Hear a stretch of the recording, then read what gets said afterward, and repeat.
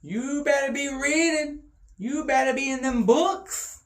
Reading is what? Fundamental. And while reading is fundamental, baby, comprehension is critical. Since I've been blogging, comprehension in America looks low. So all you leaders out there, if you are reading these leadership books and these principles, but you not putting them into work, putting them into action, are you just telling folks big things and great things and it briefs well, looks great on paper? You are the reason why this video is being made. What's up, everybody? Welcome back to Justaboiandhiscamera. It's your boy EJ.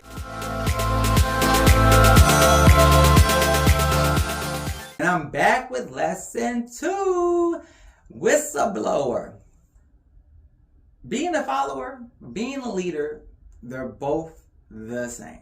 Because at one point, you had to be one to be the other. And sometimes you become one, but then life happens and you become the other. Or sometimes it's in positionings and stuff at work, you be a leader, but then you be a follower. And that's perfectly fine because we're supposed to follow the supervisor. And then sometimes we become the supervisor. Whistleblowing is when you decide all the negative things that are happening, all that down low, keep it on the low. Oh, this is only going to be between this and this department. No, baby. Because this 9 times out of 10, it's a systemic problem. It ain't a you problem. It ain't a, oh, this is unique to us problem. No. Counterproductive leadership, toxic leadership, this vile, nasty, the crab mentality's been crabbing for a long time. So you know they are all up and through the system. So this is a systemic problem. And this is why you are going to be tested to your ends with if you are going to be the whistleblower. So why would you, who wants to be the whistleblower? Well, baby, absolutely nobody. Nobody wants to be the whistleblower. It's always, I just don't feel comfortable. Do you have another position for me? Leaders, if folks are coming to you verbalizing that Stacy is vile, Brandon ain't who he say he is, take it. Listen. Just because they've been working for that company for 10, 12, 15 years, don't mean they ain't been toxic. A little motherfucking poisonous snake the entire tenure of their career. The difference is who they chose as their victim. Because was that person I'm just going to take it, I'm not going to cause no issues, I don't want no problems. Or were they I don't know who the hell you talking to, but you might want to check yourself before you wreck yourself. And them folks, well, that's the whistleblower. So when it comes to whistleblowing, the low is you are now the outcast. You are the rebellion. You are the mad black woman. You are the aggressive Latina. You are the sassy gay. Oh yeah, you heard all these labels before? Absolutely, right? It's always us. Hi, I'm the problem. It's me. It's never them. It's never, oh, I didn't do, I never did anything to that person. I don't know why they mad at me. I don't know why they don't like me. I just be giving them constructive feedback. Yeah, constructive feedback is good, but if you just criticizing them, it ain't. And that is a different video because that is actually a lesson that I know very well. Because I've been on both ends. Yes, am I a little flamboyant? Absolutely. And I love it when they be like, that is unprofessional, the way you are acting. Stop using this word unprofessional. Find the word that you're actually looking for. Because y'all use this as a blanket. And it ain't. What are you trying to say? Going back to the whistleblower. Because you are literally fighting against people's reputations. You're fighting against a systemic of culturally binding together at the senior level and you're actually calling out somebody who may not actually want to be called out or may not even be aware that they are the problem. It's very rare that this person doesn't know they're the problem, but they will always act like they're not the problem. And so, yes, you're basically the one that is the problem now that you're the one that went against everybody and made your statement. And this begins your mental health journey. In this moment, when you decided to say something, is your mental health deterioration begins. You're going to be the one spiraling. You're going to be the one constantly turning the wheels in your mind and wondering, why is everybody allowing this? Why is it acceptable? Why is nobody actually intervening? It affects productivity. It affects everything if you're willing to open your eyes and see what it really is affecting.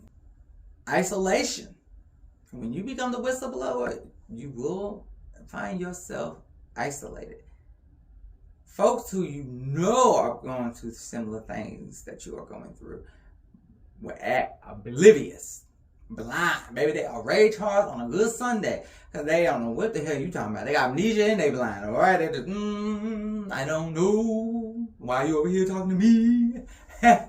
So you be on the island by yourself, but be prepared to be on that island by yourself.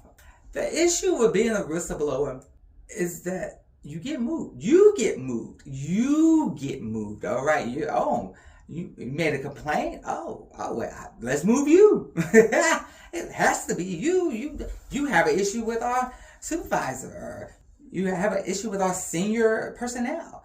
The one that's been here the longest. Oh, you're the only one. You're the first to complain. So it must be you.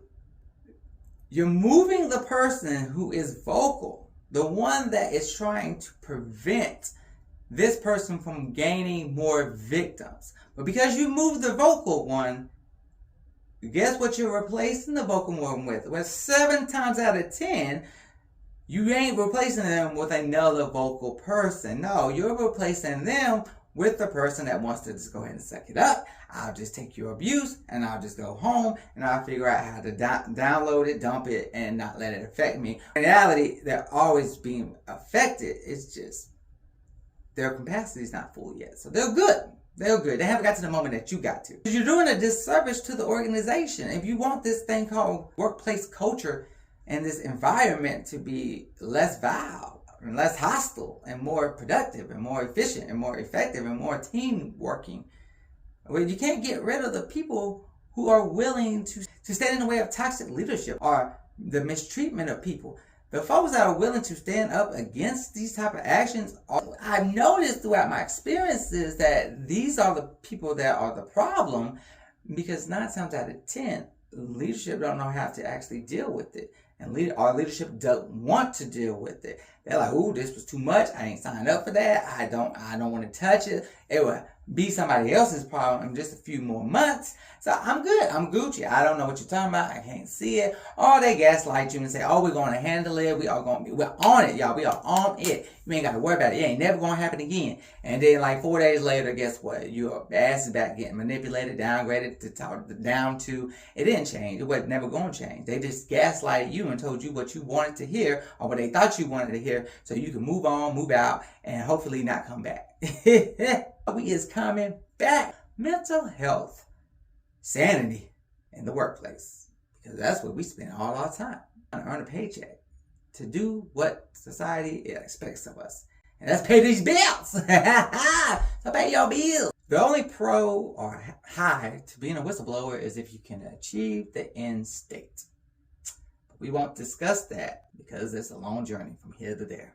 But what I will say is find a friend, particularly not in the same area as you, or in the same industry of the company or the same department of the industry within the company, because if anything should happen to that friendship or whatever, if leadership knows that y'all are friends and it comes down to your job or theirs, oh, you best believe you are getting sold to the highest bidder. But you do need an outlet. You're going to need somebody to talk to. You're going to have to balance your frustrations with positivity, with optimism, with hope. You got to go find that person that you can pour your emotions into, because like I said, you don't have any capacity left.